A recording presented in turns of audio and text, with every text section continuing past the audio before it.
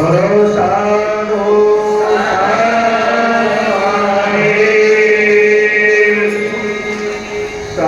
साहिब सब कबीर बंदी छोड़ महाराज को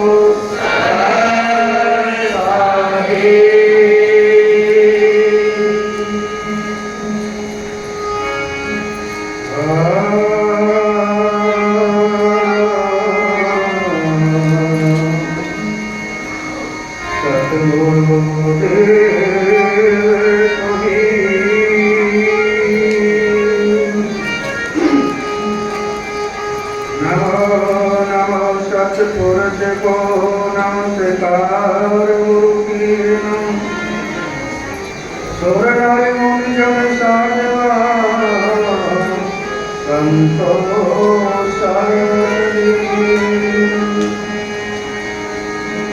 कबीर सतगुरु साहिब संत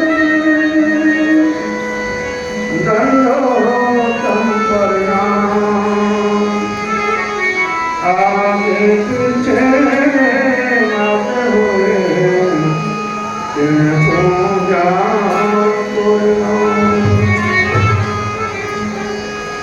कबीर सतगुरु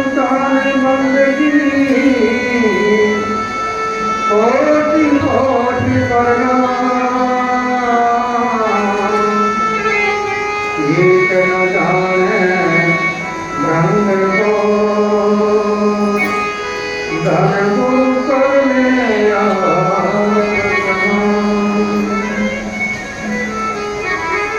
कबीर बलिहारी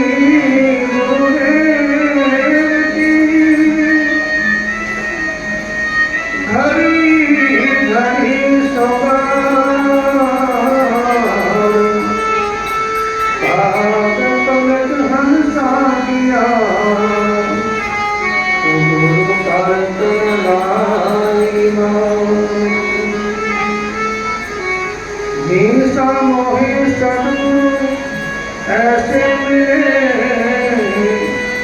जैसे सूर्य आकाश धर्म हमेरा मेट कर गुरु ज्ञान किया प्रकाश मोहे सद्गुरु ऐसे मिले जैसे दरिया मन की तपत बुझाय कर गुरु शीतल किया नमो परम भूषण नमो संत भगवान श्री सद्गुरु रामानंद जी तुमको नमो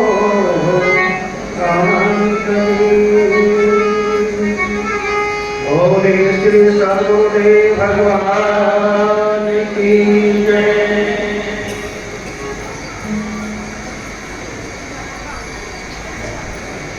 परम सामने आपके समझ श्री स्वामी सूर्यानंद सतगुरु जी महाराज अभी भी हमारे बीच में अपना वक्तव्य दे करके प्रस्थान कर गए हैं। थोड़ा उनको जल्दी थी कि एक पूर्णमासी के प्रश्न में सभी जितने भी जो आश्रम हैं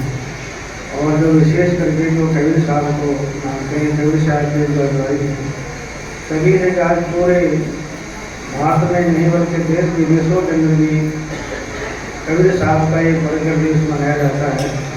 तो कबीर साहब सब संतों का संत सरोवर लगे और कबीर साहब ने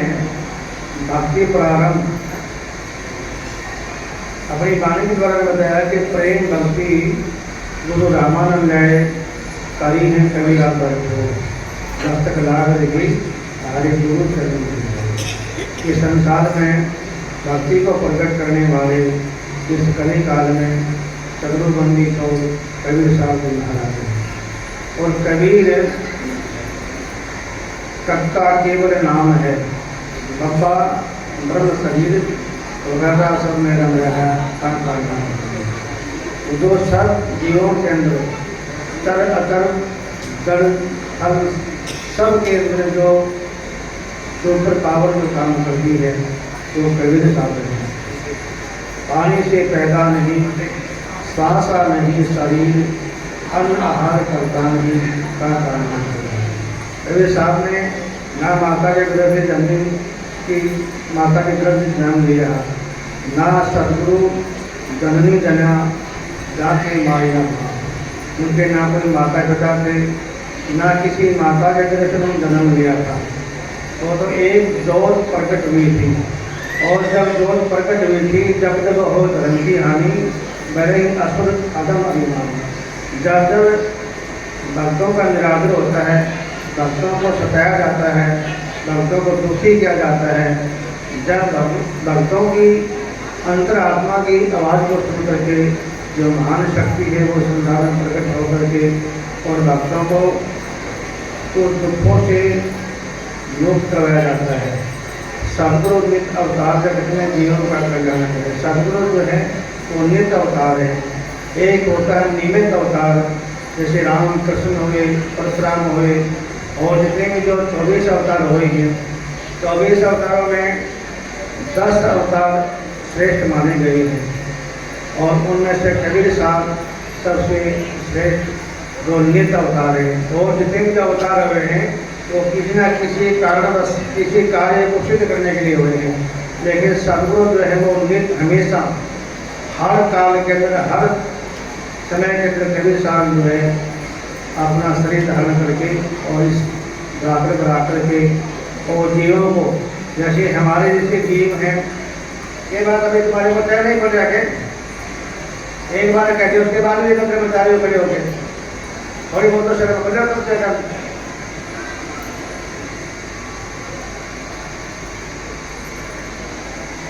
जो जीव परमात्मा से बिछड़े हुए हैं, दुखी हैं, परेशान हैं, ये दुनिया के दलदल में फंसे हुए हैं, उस दलदल को में से निकालने के लिए केवल सदगुरु ही एक ऐसे हैं जो अपने जीव के जितने जो कर्म हैं वो अपने ऊपर लेकर के और जीव को दुखों से मुक्त करवाते हैं, और निस्वार्थ, उनका कोई स्वार्थ नहीं होता। जितने भी जो भी हम किसी का कोई कार्य करना चाहें तो उसमें कोई हमारा स्वार्थ छिपा होता है,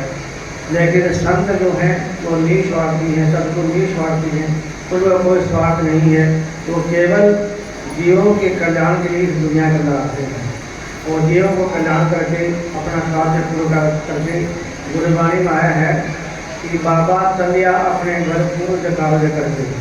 जो अपना जो कार्य है उसको पूर्ण करके वापस फिर अपने सतलोक धाम के अंदर प्रवेश कर जाते हैं। और जो जीव उनकी बात के ऊपर अमल करता है, उनकी बात को मानता है, तो वो जीव भी जो है उस परम धाम के अंदर निवास करते हैं। तो जितने भी हम साधन करते हैं तो आध्यात्म के लिए करते हैं, चाहे कोई अन्न का व्रत रखता है, चाहे कोई मोहन व्रत रखता है, चाहे कोई खड़ा होकर तप करता है, चाहे 5 धोनियों में तप करता है, वो जल के अंदर खड़ा होकर तप करता है, यानी अपने पर अलग सिस्टम है। लेकिन कबीर साहब ने बिल्कुल सहज जो बताया कि कार्य को केवल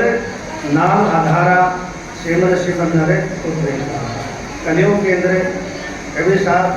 को ये पता था, सभी संतों को पता था कि कलियों के अंदर जो जीव के इतनी सामर्थ्य नहीं है जो जब तक संयम किया जाए। तो उन्होंने बिल्कुल एक सरल रास्ता निकाला जीव के कल्याण के लिए कि आराम से बैठ करके और कंटाले नहीं, दिव्या नहीं उच्चार, सहज शब्द होता है कहता कबीर विचार, कि हर प्राणी के अंदर उस नाम का शब्द चलता रहता है, केवल हमें उसका चिंतन करना है। हमारी जो चेतना है वो चेतना हमारे बाहर विकसित होती है, हमने अपनी उस चेतना को जहाँ सदगुरु को उस निशाना बताते हैं उस निशाने के अपनी शक्ति को केंद्रित करके और हमें परमात्मा के नाम के साथ में जुड़ना है। और मौन रखने का मतलब कबीर साहब बताते हैं, मन की तरंगे मार लो बस हो गया मगन, मन की तरंगे मार लो बस हो गया मगन, आदत बुरी सुना लो बस हो गया मगन।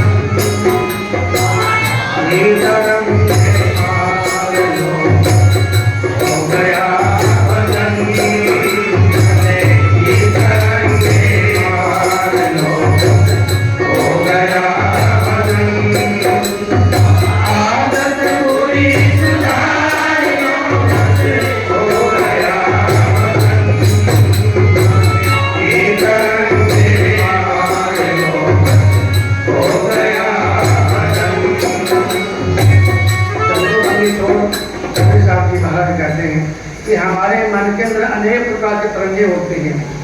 मन के हारे हार है और मन के जीते जीत, कहें कि हर पाइए या मन की जीत पाइए। जी अपने मन को संयम करें, अपने मन को परमात्मा से जोड़ें और अपने मन को विकारों से हटाएं, तो उस परमात्मा को हम सभी लोग प्राप्त कर सकते हैं। और उस परमात्मा का कोई विशेष स्थान नहीं है कि वो कहाँ रहता है। वो पैरों में रहता है, जांघों में रहता है, या किसी के उदर में रहता है, किसी की बाजू में रहता है, किसी के मस्तक में रहता है, किसी के हृदय में रहता है। उसका कोई विशेष स्थान नहीं, उसको रोम रोम के तरह डाला है। लेकिन उसके बावजूद भी संतों ने बताया है कि जब जैसे हम जागृत अवस्था में हैं तो हमारे नेत्रों के अंदर जो नेत्र के बीच में बिल्कुल एक छोटी सी चिगाड़ी है जो काले रंग की है, वो जो उसको शैल भी कहते हैं। जब हम जागृत अवस्था में हैं तो परमात्मा की शक्ति उसके अंदर है और उसमें बैठ करके वो सारे संसार को देखता है, सारे संसार का निरीक्षण करता है। कौन इंसान अच्छा करे और कौन बुरा करे, जो भी हम कार्रवाई करते हैं वो हमारी कार्रवाई को नोट करता है, वो सबकी कार्रवाई को देखता है। और जब इंसान शयन करता है, विश्राम करता है, जब वो हमारी जो सुपर पावर है जिसको हम कहते हैं शिशोपति, जैसे हम निंदा जब आती है और